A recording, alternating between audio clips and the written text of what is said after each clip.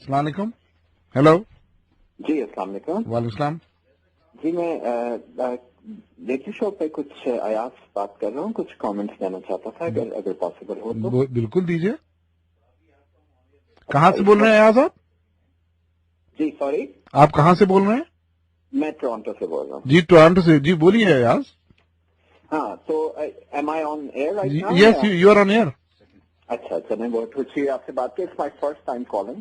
जी तो मैं एक्चुअली ये जो पूरी सिचुएशन है आजकल, इसके ऊपर बात करना चाह रहा था मेनली आफ्टर द अयाज मैं आपसे एक रिक्वेस्ट कर सकता हूँ, क्योंकि आप टोरंटो में ही हैं, आप मुझे 10 मिनट बाद कॉल करेंगे, इसलिए कि पाकिस्तान से मेरे पास एक गेस्ट इस वक्त अभी कनेक्ट हुए हैं।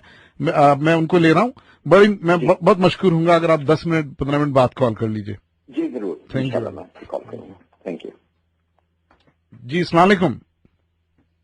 जी। वालेकुम। जैद हामिद साहब कैसे हैं आप? अल्लाह का फजल, अल्हम्दुलिल्लाह। आप सुनाइए।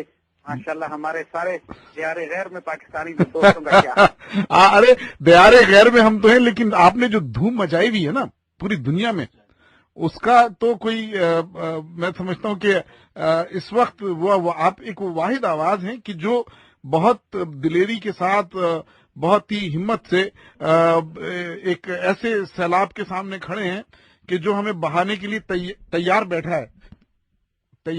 तो मैं आपसे सवाल करूंगा कि मुझे ये बताइए कि अब ये जो सूरत हाल है, पहले आपसे गुफ्तगू हो चुकी है इस प्रोग्राम में कि जो कुछ भी सब कुछ इस पे क्या आपके पॉइंट ऑफ व्यू है, लेकिन इस वक्त जो करंट सूरत हाल है हमारे पास, उसका क्या है कि वो ये जो तैयारे आ गए हैं चले गए हैं और वो कह रहे हैं टेक्निकल गलती से आ गए थे।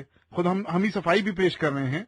वजीर आजम साहब का भी थोड़ी देर पहले मैं न्यूज देख रहा था, एयरपोर्ट पे उन्होंने स्टेटमेंट दिया है कि वो टेक्निकल फॉल्ट था। आप क्या कहते हैं?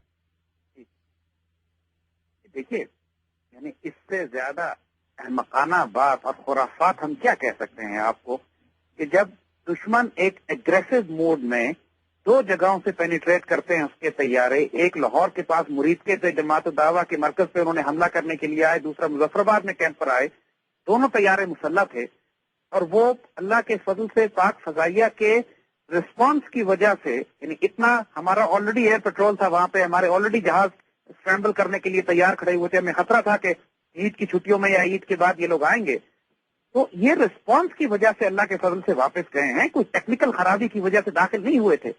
और ये शर्मनाक बात है किस तरह मुल्क के वजीर आजम, मुल्क का सदर, मुल्क के इंफॉर्मेशन मिनिस्टर इस तरह बिहेव कर रहे हैं जैसे ये दिल्ली से आए हैं।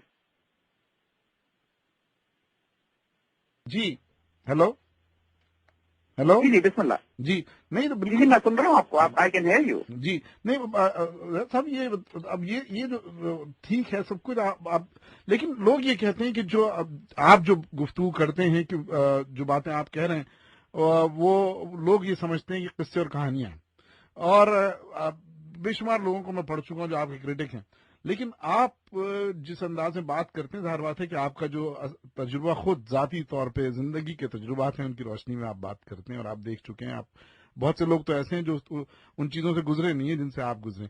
मुझे ये बताइए कि क्या हल है, आखिर होगा क्या, और इसका मतलब क्या हल होना चाहिए, और क्या स्ट्रेटेजी गवर्नमेंट को इख्तियार करनी चाहिए, और हम लोगों को पाकिस्तानी की हैसियत से। और एक मैं ये भी जानना चाहता हूं आपसे कि जो आपका स्टैंस है हिंदुस्तान के बारे में वो इतना स्ट्रांग है कि उसके मुताबिक तो दोस्ती की तो कोई एंगल नजर ही नहीं आते किसी भी किस्म से। तो क्या आप ये समझते हैं कि हिंदुस्तान से पाकिस्तान की कभी दोस्ती हो ही नहीं सकती और एक अच्छे पड़ोसियों की तरह कभी रह ही नहीं सकते? ये दो चीजें मैं आपसे पूछना चाहता हूँ।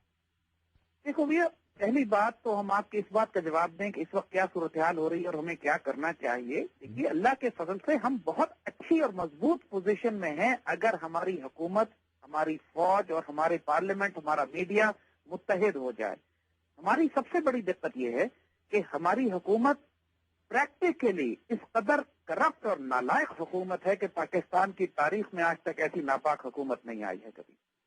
आप ये सोचिए तो सही, ये सवाल क्यों नहीं उठा रहे हैं लोग कि यूनाइटेड नेशंस की सिक्योरिटी काउंसिल में हमारे खिलाफ एक फैसला होता है, हमारी हुकूमत कहाँ थी, क्या कर रही थी उस वक्त।